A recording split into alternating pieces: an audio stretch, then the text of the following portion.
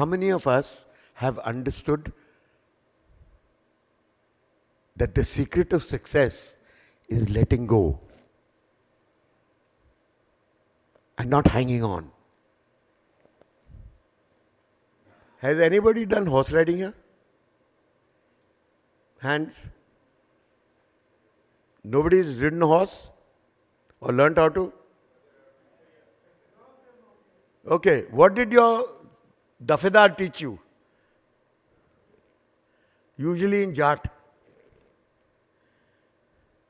He used to tell me, Kakkar, मुच्छों में पसीना आ रहा है, जब गिरने वाला है तो पहले गिर और समझ कहां गिर रहा है, कैसे गिर रहा है.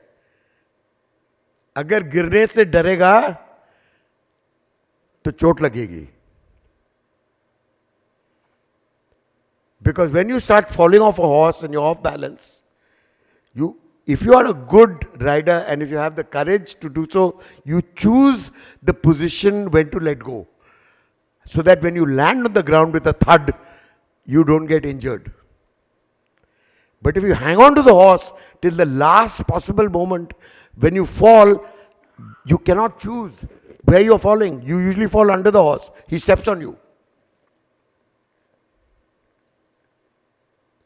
So the first lesson in survival was taught to me by my Jat dafedar, who said, when you know you're going to fall, let go. And choose the position and the place where you're going to fall. And you'll never get hurt.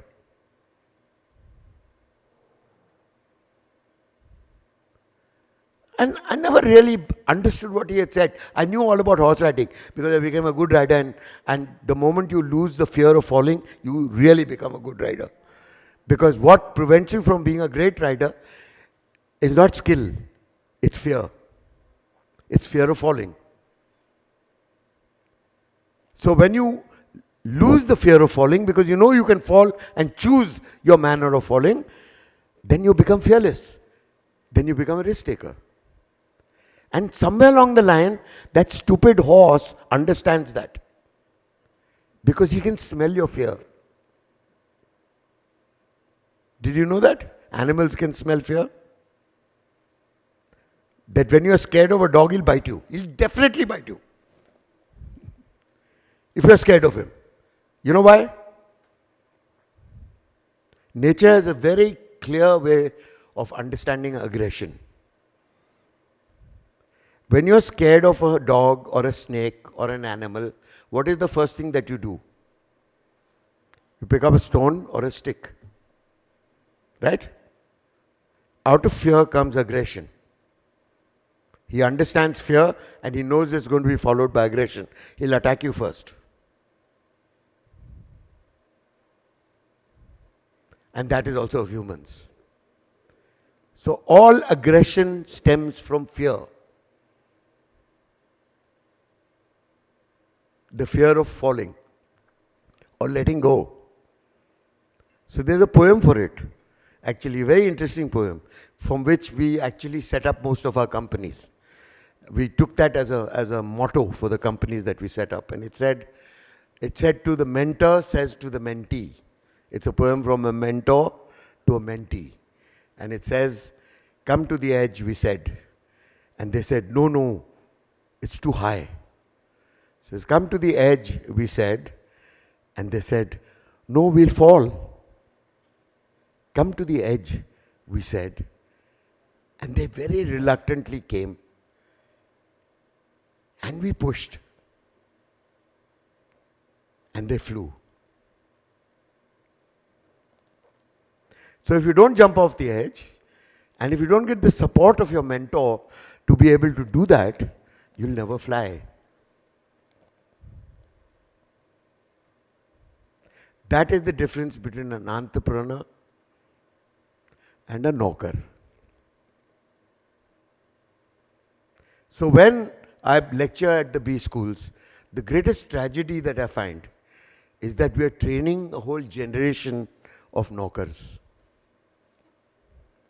Because all that they teach them in B schools today, however big or good they are, is not how to run their businesses, is to how to run somebody else's business. So eventually, all they're really looking for is a package. So they're saying, my package is 10 lakhs a year, my package is 15 lakhs a year, whatever it might be. Just imagine, any of you sitting in this room, would you sell your life and your soul for 15 lakhs a year? In a job that you don't enjoy? In a job that is passionless, decisionless, emasculating, with very little power, but great perks, and a great lifestyle. Would you sell your soul for that? That's what an entire generation of this country coming out of business management schools is precisely doing, because they've been conditioned to do that by their parents, by a society, by people who are supposed to be their mentors, who are not their mentors, who are competitive with them. And most mentors today steal the ideas of the mentee, because the mentee is prolific. Remember that. When you're young, your ideas are 2 paisa pair, and they are just free. They come like vomit. The problem is most of them are shit. But it takes a mentor to understand the gems that come out from between those. So out of every 20 ideas, one is a gem. But it takes a mentor to realize that, to pick it out, to clean it up, to encourage the mentee to develop the idea, to protect him and the idea until it actually fruitates, until you plant it and it becomes a tree. That's the job of a mentor. And what does a mentor learn from a mentee? A mentor learns something from a mentee which you cannot buy for all the money in the world. And they've been trying for the last thousands of years to buy that. Do you know that? What does a mentor learn from a mentee? How to be young forever. Can you buy that?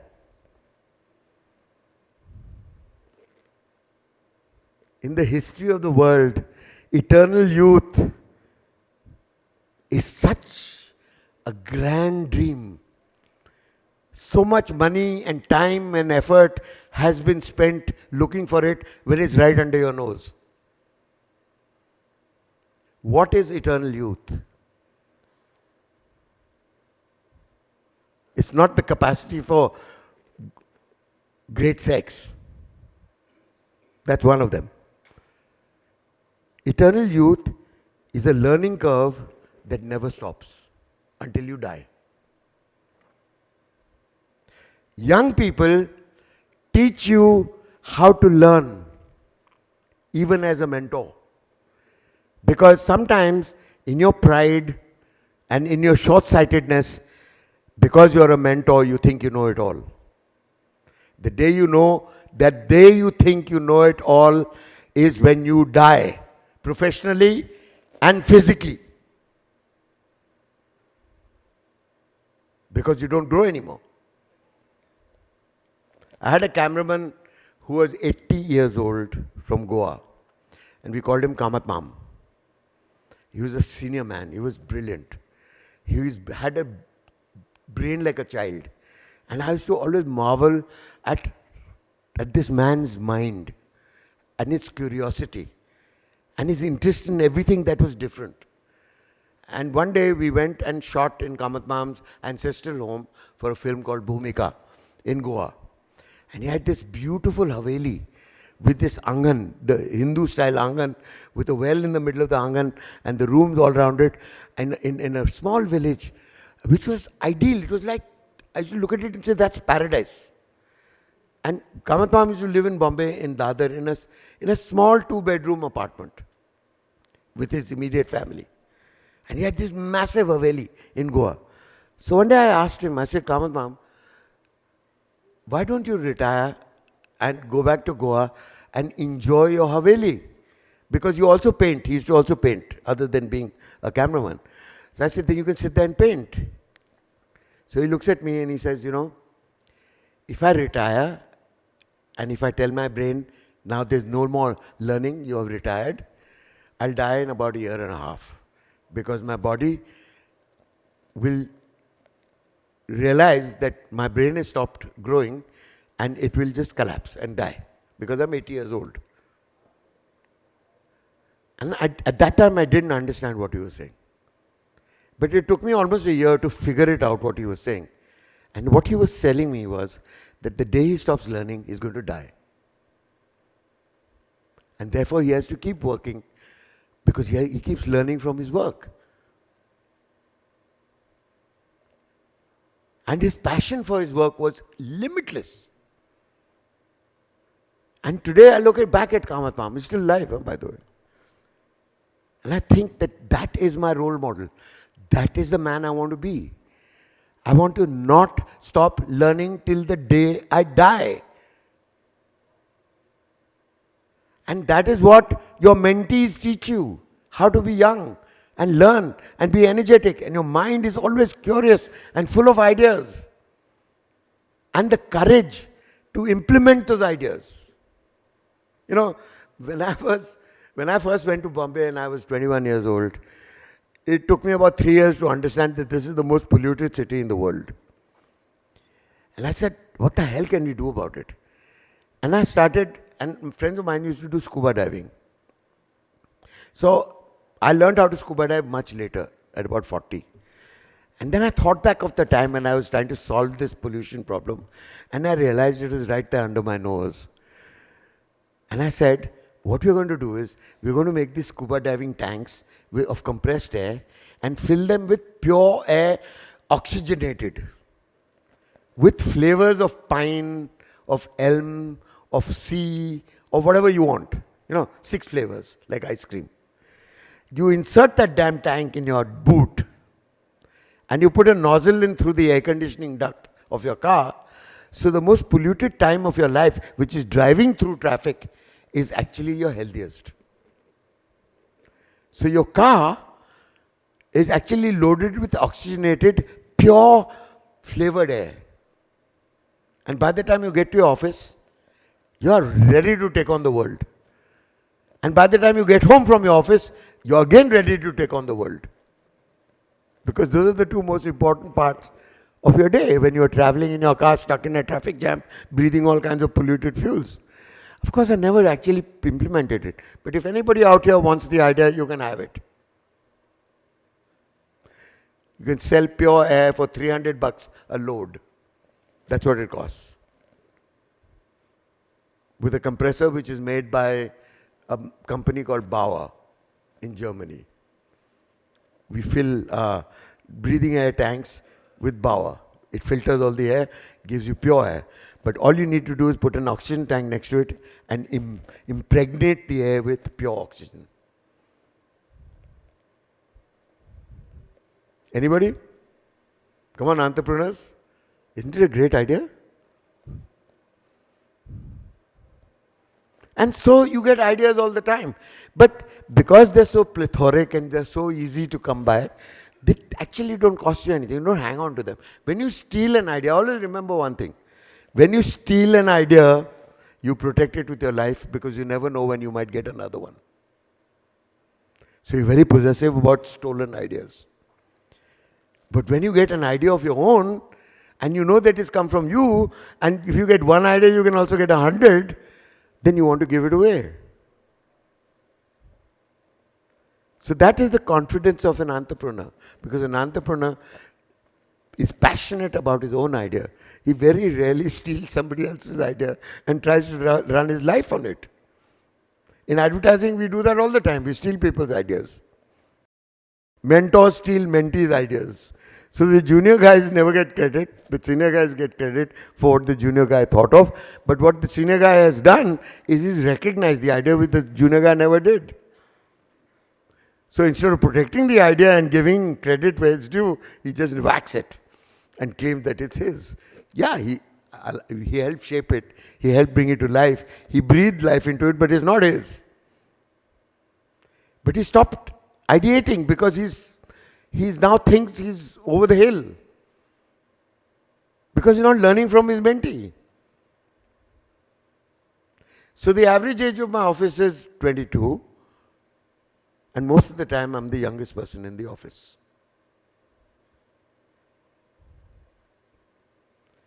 So that is what makes you all special. Is the value that you create out of two and two, and you own that value, and you walk around with that value, which is why you are evaluated according to that.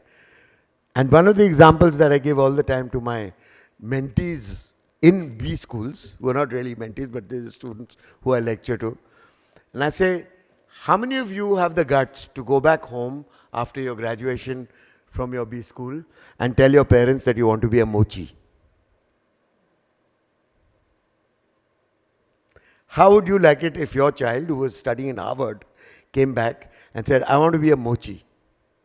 What would you tell him? Come on, guys. Who said go for it? You know a guy called Jimmy Choo? He's a mochi. He started making shoes with his hands. He's a Chinese shoemaker. Today he's a brand. Today he's such a big brand that all women, regardless of their status, know who Jimmy Choo is. And all men would rather forget. Because each pair of shoes costs $5,000 and the husband is going to have to pay an EMI. So, there is no caste left in business. You do not force your children to become doctors and engineers. There is no caste system left. You can be anything you want. You can dream of anything you want. And the best part of being an entrepreneur is that you are paid to dream. Exactly what you were punished for in school. When you looked out of the window during physics class and said and dreamt about knights in shining armor and beautiful ladies and dragons and good guys and bad guys. And then you made a dentist's cap and made to stand outside the class. As an entrepreneur, you are paid to sit in your office and dream. Dream up an impossible dream and walk the walk and talk the talk because you can. Because there's nobody to tell you not to. So you all are special. Now understand that. But if you have to keep that learning curve alive, you have to become more than entrepreneurs. You have to become mentors. Because only if you become mentors can this country really survive the change that is going to hit us so hard and so suddenly that all of us are going to become obsolete, like technology. Decision making, passion. Reward decision making. Punish the incapacity to make decisions. Not the other way around like we have now. Because everybody gets away with 4. Everybody holds on to their job because they're delivering 4. Nobody wants to deliver anything more than 4 because why should they? They're getting away with 4.